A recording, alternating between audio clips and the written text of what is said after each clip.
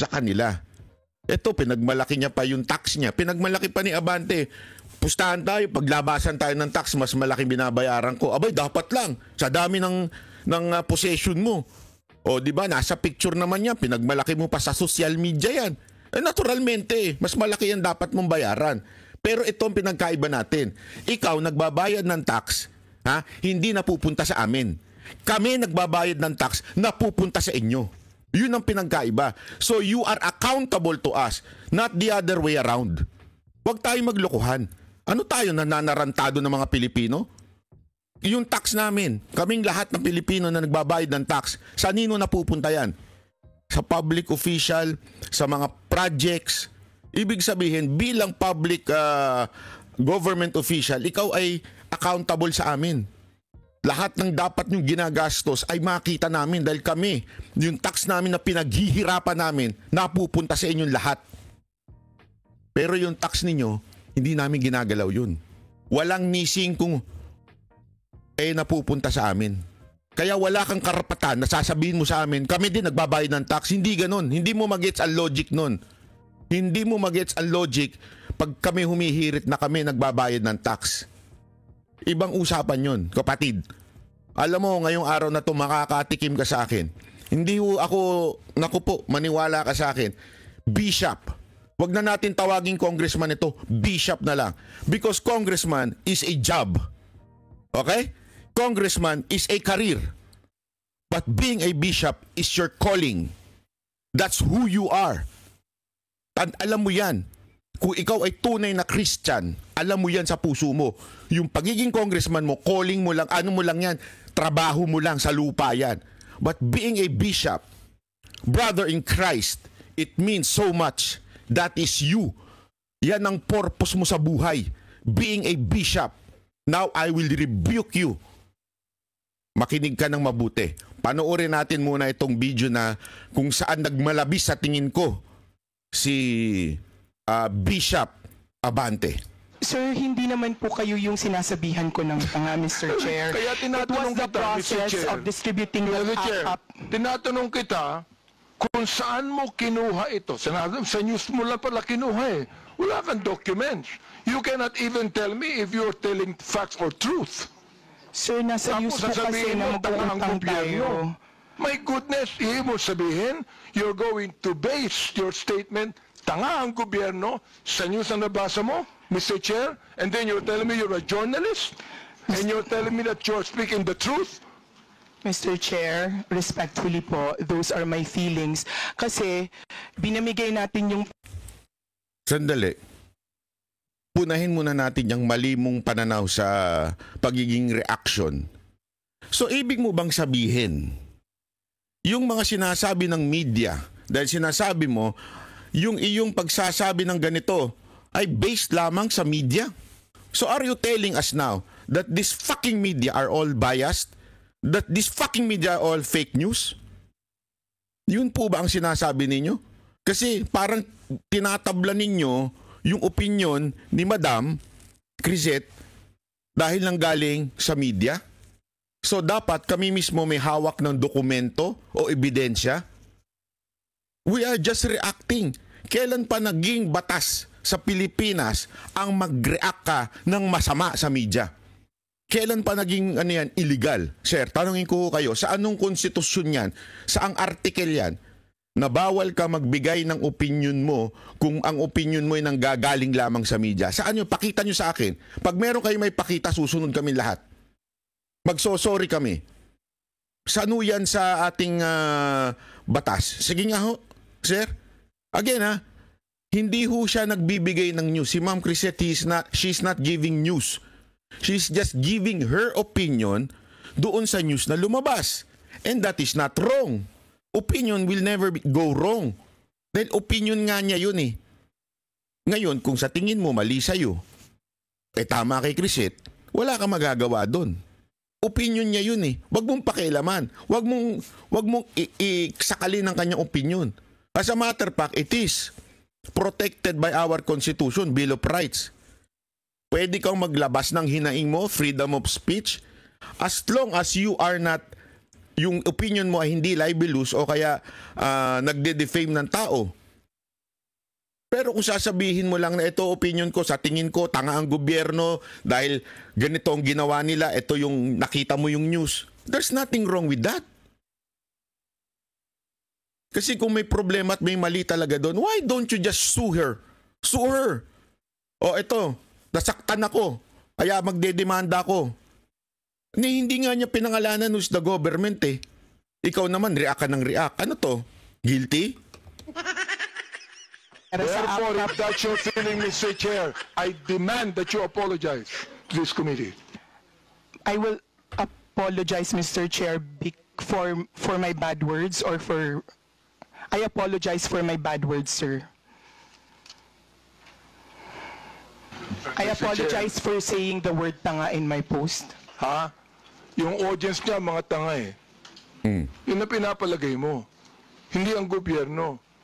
Yung audience mo, mga tanga, kaya papaniwalaan nila ang sinasabi mo sapagkat yung audience mo mismo ang hindi nakakaintindi. If you do not apologize right now, you listen. Yes, Your Honor. Grabe to. You listen. Tirik na tirik ang mata. Sir, ako, pagtapos ng vlog ko, I will demand you apologize. Ginanito mo yung mga vloggers dahil nasaktan ka? Onion skin ka? Ano to? Supreme Court ang nagsabi niyan, hindi dapat kayo onion skin. Tapos ganyan kayo? I demand for your apology. If they don't apologize, iko-contempt nyo? Anong klase kayo, sir? Sa totoo lang, anong klase kayo? Diktador ang ganyang klaseng pananaw. Puwersahan na mag-sorry. Mag-sorry ka, kung hindi, yari ka. Ganon? Alam mo, tanggalin mo yung contempt order nyo dyan. Sigurado ako hindi magsosorry itong mga to. You know why? Walang masama sa ginawa nila. Walang masama ho sa ginawa nitong mga vloggers na ito. If you do not apologize, I am going to make a motion to hold you in contempt. I apologize, sir. And tulad nga po ng sabi ko kanita, sa susunod... So ito mga kababayan ng isang patunay na kung bakit tinatawag kayong mga diktador. Imagine, you will force someone to apologize. Saan ka nakakita ng apology ay puwersahan? Matalino kayo, sir eh. Bishop kayo eh. Bishop kayo eh. Sigurado ako kung naging bishop kayo, nag-theology kayo eh. Saan kayo nakakita na puwersahan mong i-apologize? Ang Panginoon nga hindi puwersahan magpa-apologize eh. Tandaan mo ang Panginoong Hesus hindi niya pinipuwersa ang tao na mag-apologize. You know why? You know the principle kung bakit may snake o merong serpent doon sa kay Adam and Eve? Alam mo kung bakit may serpent? Hindi nyo ba maisip mga kababayan? Ikaw, bibigyan kita, bishop ka, you understand this. Bibigyan kita ng isang napakalupit na pangaral. Alam mo kung bakit may serpent doon? Tanong ko riyan yung bata ko eh. Bakit kasi? 'Di ba? Bakit kasi kailangan na merong serpent doon na kung saan maaaring magkasala si Adan and Eva? Kasi tandaan niyo, doon sa ni Adam and Eva, sandali. Ito. Doon po sa Garden of Eden, 'di ba? Meron pong serpent na nilagay hindi inayaan ng Panginoon na naandoon. Alam mo kung bakit? Kasi, tandaan mo, dahil sa pagkakasala ng tao, nahiwalay siya sa Diyos. Dahil sa pagkakasala ng tao, kailangan magtrabaho ni Adan. Dahil sa pagkakasala ng tao, kailangan mag-labor ang isang babae. Ang tindi ng consequence ng kasalanan na yon. Bakit nilagay ng Diyos yung ahas dun? Yung serpent dun? Bakit? You know why? Because loving a person, it's a free will. Loving God is a free will. Kung tinanggal mo yung serpent na yun, yung ahas na yun, kung tinanggal mo yun, puwersahan lang nilang mamahalin ng Diyos. And that is not love. Because it was forced. Ngayon, that the serpent is there, Adam and Eve has a choice to follow God or to disobey God. That's what you call free will. Now, Mr. Abante, even in apologizing, and you're not giving the person a choice by saying, iko-contempt kita pag hindi ka nag-apologize. Anong klaseng tao ka? Dinaig mo pa ang Panginoon. Dinaig mo pa ang Diyos. Talagang ang asal mo, Panginoon na. Gusto mo sumunod sa iyo ang tao kung hindi paparusahan mo. Ganon? What kind of person you are? Yung totoo. Tuloy natin. Po ay maghahanap na lang po muna tayo ng mga under Yun. oath. At Okay hindi to, po ha? tayo magre-rely sa mga balita ng news. Salamat na- po. Okay po. Kaya Maliwanag fake po. news. Yun ang ibig sabihin, non-fake news. Ito, tutuloy ko ha. Salamat din po, Your Honor. Ito sinabi nyo, ikaw, ito, binanggit mo na ito ha. And this is something that you should apologize also. Anong sabi mo? Do not let these criminal forces twist reality to turn a strong, decisive leader into a monster. Now let me ask you, who are these criminal forces? Miss M. Nasaktan siya dito, dun sa criminal forces. Akala niya siguro siya yun. Ewan ko dito, bakit mo naisip na ikaw yun? Please answer. Okay. I have this, kasi tulad ng sabi ko, ito po ay mga reaction at opinion ko lamang. Well, therefore At, you apologize because this is okay not po, true. sir. Okay, sir. I apologize. Okay, Mr. Chair, this is the second time that Miss MJ has apologized. I hope that next time, kayong mga vloggers, wag kayong magbibigay ng opinion lang, impression ninyo. Ibigay niyo yung katotohanan, may dokumento kayo. Grabe, alam mo pag nakita sigurado to ng korte, maling-maliho ito. Para, kung opinion niya yun anong pakialam mo? Sino ka? Sino ka para diktahan yung opinion ng Ali, ni Ma'am MJ? Sino ka? Para kontrolin ang nararamdaman namin. Kailan ka pa namin naging boss? Kailan ka pa naging Panginoon namin? Para kontrolin mo kami. Ikaw yan ang opinion namin Anong pakialam mo? O ikaw, may opinion ka rin sa amin. Pinakikialaman ba namin? Sapagkat meron kaming documents to show Naiinsulto ko, I am insulted with your statement. Being the chairman of the Committee on Human Rights and one that's investigating, I am actually insulted. So what? So what? If you are insulted, so what? Is that illegal? Illegal po ba ma-insulto kayo? Public official ho kayo We can react to your works, to your deeds. At kung ma-insulto kayo, problema nyo na yun. Hindi na namin problema yun. Kung ayaw mo palang ma-insulto, umalis ka dyan. Public official ka Nakalimutan mo? Di ba? Every authority emanates from the people. Nasa konstitusyon natin yan. Sa amin ang gagaling ang kapangyarihan ninyo. Hindi sa inyo. Ang kapal din ng mukha ninyo, sir Sa totoo lang, ang kapal din ng mukha ninyo. Statement. Again, my apologies, sir, and noted po sa mga suggestions po ninyo. At gusto ko lang din pong sabihin na yung pong post has nothing to do with you. Hindi po, it has nothing to do with, pasensya na po. Well, Mr. Chair, maraming salamat, no? Yung binabanggit mong nothing to do with me, pero yung tinawag mong criminal forces, kasama kami dun ikaw naman, mag-isip naman kayo. Ang hirap nito, Mr. Chair, itong mga vloggers na iba, ito ang mga tanga So, tatanga-tanga ang gobyerno. Mag-isip kayo. Hindi lang sumusulat kayo kung anong gusto nyo isulat dyan. You're telling us yung criminal forces. Gusto kong sabihin ngayon, Mr. Chair, publicly, ikaw ang tanga. Okay, Your Honor, pero... Okay, Your Honor. Grabe to. Mga kababayan, ako nagtatanong ho sa inyo. Ganito bang leader ang gusto ninyo?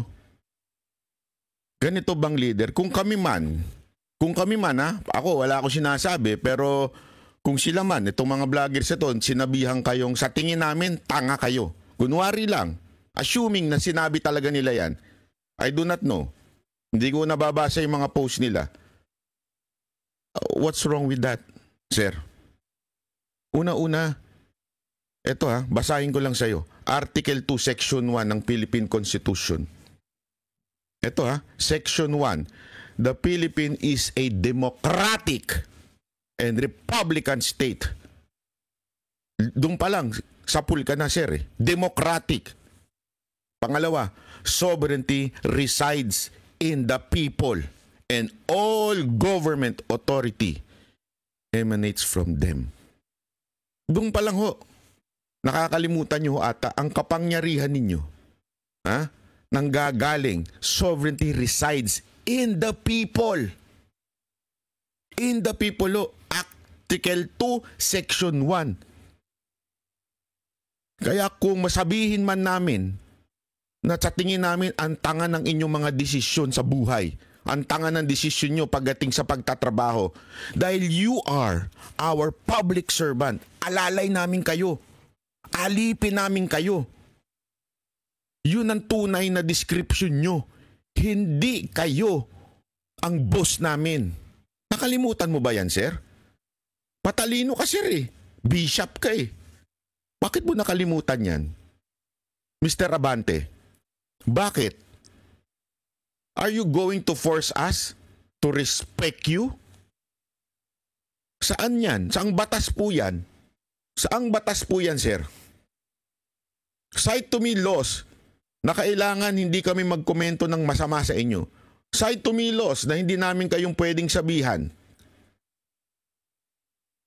Karapatan po namin. Again hindi ko po kayo sinabihan ng tanga. Assuming lang. Let's just assume. Kasi ako, sa tingin ko, matalino kayo Bishop kayo Nakapag-theology kayo Ang hirap yan Pero bakit ganito ang reaction ninyo? Ako, ang feeling ko, more than the stupidity, sa tingin ko, kayo ay umaabuso sa kapangyarihan. And you are lording over us. That's not the case, sir. Hindi ho yun. Mali ho kayo doon. Bakit ho? Nasa konstitusyon natin yan. Public servant po kayo. Huwag mong kakalimutan yan. Job pa lang yan, sir. Eto, antayin mo. Pag-uusapan natin ang calling mo. Pero again, hindi ko po alam kung saan nyo po nakukuha yung idea nyo na kayo yung criminal forces. Hindi po. Anyway, Ikaw again, ang sumulat, Mr. Chair. Okay po, sir. Ikaw ang My sumulat apologies. Yes. Okay. My Sinulat apologies, mo sir. yun Okay po. Tanga po ako, sir. Yun pong pag-iyak ko at yung walang patid na pag-apologize ko is coming from the fact na dahil ayoko pong makontempt, ayoko pong ma-detain dahil may dalawa po akong nasa critical condition na nanay at mother-in-law. Yun po yun. Pero sa mainstream media at social media ngayon, pinagtatawanan ako dahil nag-apologize ako at tinawag akong tanga. But I cannot forgive myself if I don't speak now and tell you the truth. I'm just really afraid na ma-detain at this time. At this time kasi may dalawa akong nasa critical condition na naka-bedridden na nanay at mother-in-law na nasa late stage na anytime they die. I don't want to be detained and wala ako sa tabi. Ayun. Point taken, madam. Alam niyo mga kababayan, huwag niyong isipin na sila ay tumiklop. Hindi po sila tumiklop. They just did that kasi actually naintindihan ko. Dahil alam ko na mayroon silang mga pamilya na binubuhay. Meron silang mga inaalagaan katulad ni MJ. Ito po. Inaalagaan niya ho yung kanyang nanay. Naintindihan ko that they will do everything even to the point of being shamed by this public official. Dahil gusto lang nilang malaya na alagaan dahil ayaw nilang makontempt. Kasi ang kasunod niyan, pag hindi sila umattend, warrant na. And they cannot afford to hide. Why? Because inaalagaan nila yung mga nanay nila. And the others are professional lawyers, professional doctors, journalists. Naintindihan ko yun. Naintindihan ko sila. But I will not stop there. Kung sa tingin nyo nakalamang kayo, easy.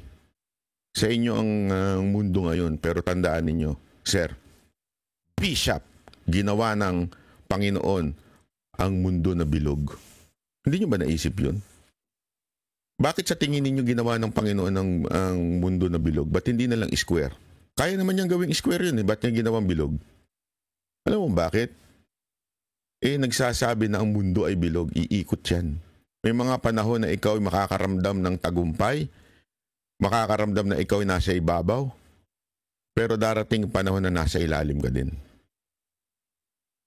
As a matter of fact, this is the truth. Mr. Bishop, makinig ka. Makinig ka sa akin dahil dito mo lang maririnig yan. At hindi ako titiklop dahil lang sa pinatitiklop mo kami lahat. As a matter of fact, ginawa nyo yan para kumuha kayo ng soundbites at ilantaran sa mga social media at saka sa media na kami ay tumitiklop at walang paninindigan. Nagkakamali ka. Nagkakamali ka. Oo, yung mga yan, because they're professionals, they have to leave. Pero may mga tao pang papalag sa inyo. And ako po isa dun. Maniwala ka sa akin. Maniwala ka man sa hindi, pinag-isipan ko na mabuti ito. And I will rebuke you because you are a bishop. You are a brother in Christ. Ito lang, kasimple. We have different denomination. We're both non-Catholics. I'm not saying we're perfect. We're not supposed to be perfect. Because if we're perfect, nasa langit na tayong lahat ngayon. We're not perfect. We're saved by grace.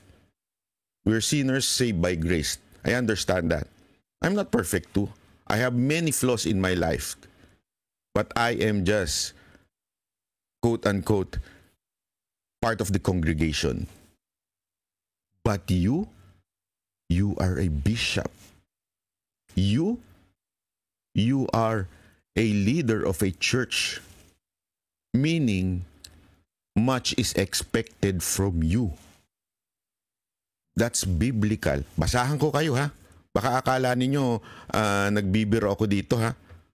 1 Timothy chapter 3 verse 2. Para lang alam mo, bishop, papaalala ko lang sa'yo. A bishop then must be blameless. Hindi po ako nagsabi niyan. Ito po ay Biblia, God's breath. Ibig sabihin, inspired by God. Ibig sabihin, galing na ito mismo sa bibig ng Panginoon. A bishop then must be blameless. The husband of one wife, I don't know, siguro naman. Vigilant, sober, or good behavior. Given to hospitality and up to teach. Tanungin ko kayo, are you like that? Mga kababayan, kayo ang tanungin ko. Si Bishop Abante ba ay blameless, vigilant, sober, of good behavior? Sa ibang translation, King James po yan ha. Sa ibang translation po, ito ang sabi, 1 Timothy 3 verse 2. So a church leader, which is you're the leader of your church, must be a man whose life is above reproach. Antindi po nun. He must be faithful to his wife. I hope. He must exercise self-control. Look at your behavior, sir. Do you think you are pursuing self-control? Did you act as a self-controlled man? Live wisely and have a good reputation. Sir, ano reputasyon ninyo? Sige, tanong ko kayo, ano ang reputasyon ninyo bilang congressman? Kayo ang congressman na mayaman. Kayo ang congressman na maluho. Hindi ako nag-ganon yan ha. Kayo ang mismo nagpo-post ng mga property ninyo. He must enjoy having guests in his home and he must be able to teach. Yan ang church leader. Ngayon, I will point to you one of your sin. Ha? Ito. Matthew 5 verse 22. But I say, if you are even angry with someone, ito if you are angry with someone, you are subject to judgment. If you call someone an idiot, sa Tagalog, tanga, you are in danger of being brought before the court. And if you curse someone, tulad na rin ng sinasabi mo na hindi naman mura na mo, you are in danger of fires of hell. Tanungin ko kayo, sir, did you call MJ tanga? Even if, sabihin ni Paduano, we strike that. Yes, you strike that in your court. You strike that in Congress. Pero nasabi mo na yan sa kapwa. Nasabi mo na yan. Diyan ho'y nakatala na ho sa libro ng Panginoon that you called someone an idiot. So, anong klase kang bishop? Tanungin kita, ako, sabi mo, bakit ikaw, banat ba? Nagsasabi ka rin naman na tanga. Yes, I understand. Nagkakamali ako, di ba? Kaya nga minsan, nagsosorry ako eh. O madalas, nagsosorry ako pag nagmumura ako eh. Kasi nga, alam ko, medyo masama ho yun, di ba? Sabi nga ng Biblia, same mouth that worship God, ganun ang profanity na nanggagaling sa bibig. Naintindihan ko, kaya nag-ano ko. Pero don't ever forget na itong taong ito ay hindi lamang ordinary Christian o kuno, but there's no ordinary Christian, just to theologically correct. Pero ito kasi meron nung bili ng Panginoon eh. Ano ho? Bishop must be above reproach. Bishop must be blameless. Kasi you are the walking Bible. People are not reading the Bible, but they are reading the leaders who speak to them about the Bible. You are their gospel, and yet you're like that? Shame on you, Bishop. Ngayon, kung magagalit ka sa akin, bahala ka. It's your right na magalit sa akin. Pero it's also my right to rebuke you as a brother in Christ. Mali ka, sir. And sana tanggapin mo yan. As a Christian, accept it. You are wrong. Huwag kang magtago sa palda mo dyan sa Congress.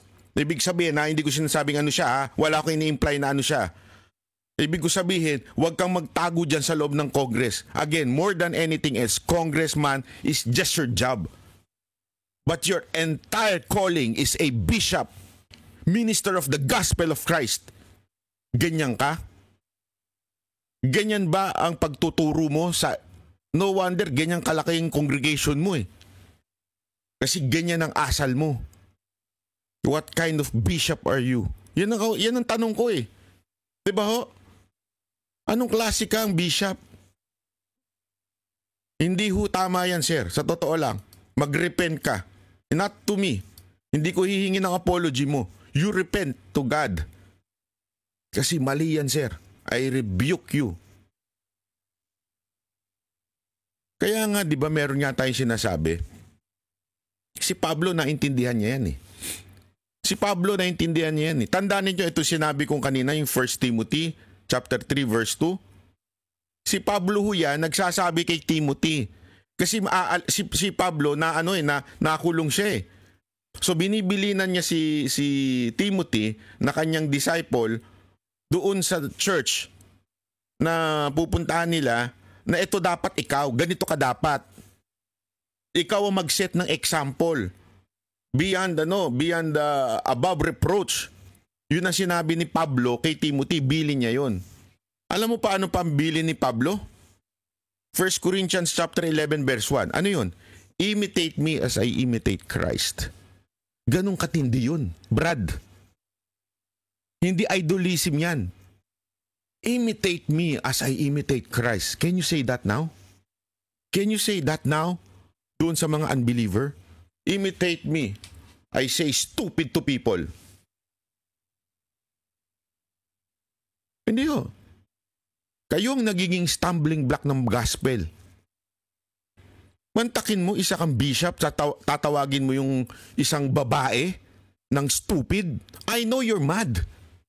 But remember, much is expected from you. You are a minister of the gospel. Don't ever forget that. Masyado kang naging congressman. Nakalimutan mo na yung tunay mong calling sa buhay. Unless,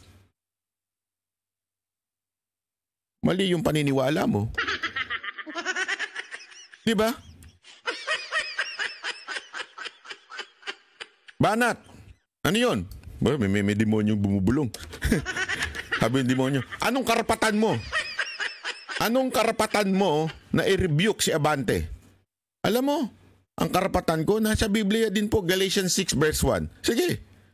Brothers, if anyone is caught in any transgression, you who are spiritual should restore him in a spirit of gentleness.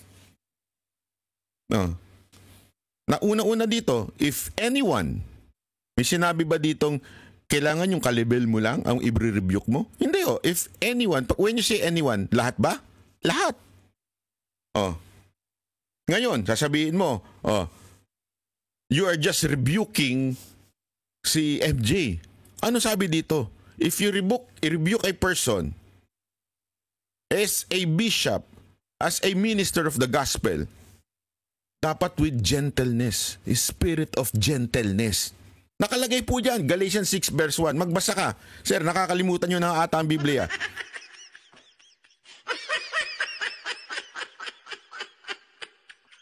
Diba? Nakalimutan nyo na po ba yan? Oh. Kahit sa Titus 1 verse 9, he must hold firm to the trustworthy word as taught so that he may able to give instruction in sound doctrine. Kailangan ibuhay mo muna bago kapag makapag-rebuke.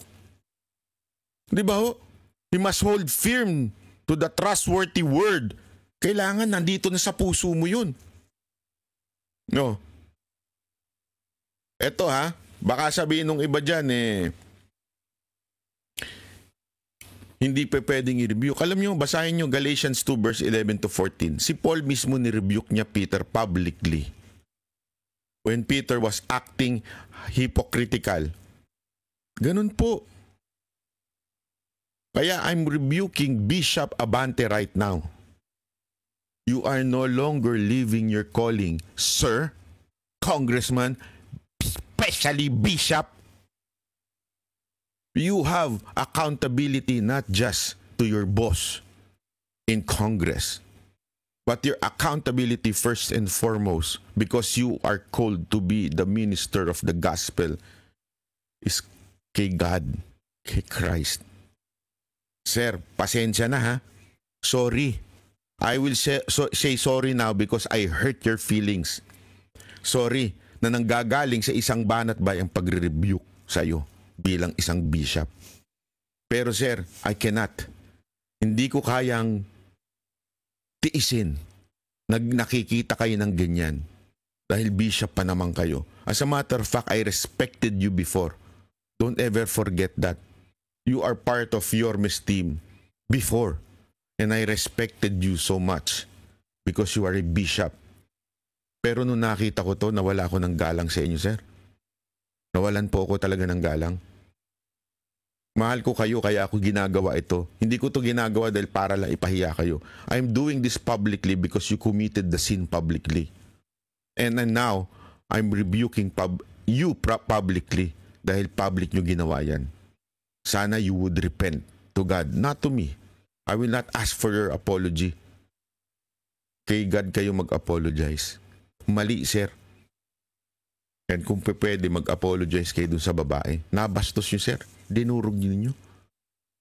And yet, you are happy to call yourself bishop. Anong nasasabihin ng kongregasyon nyo?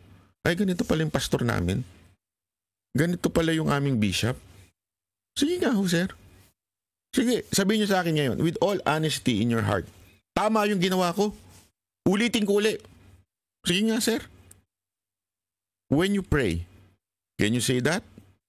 Lord, tama yung ginawa ko. Sinabihan kong tanga.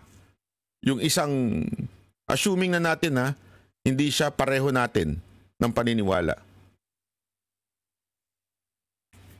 So, ibig sabihin, sir, magiging stumbling block pa kayo ng mga non-believers ng paniniwala natin. Sa totoo lang, minsan napapaisip na ako eh. Minsan kini-question ko. But I have no authority to do that. Only you and God can understand kung talaga bang Christian ka o hindi. Wala tayong karapatan na questionin ng bawat isa.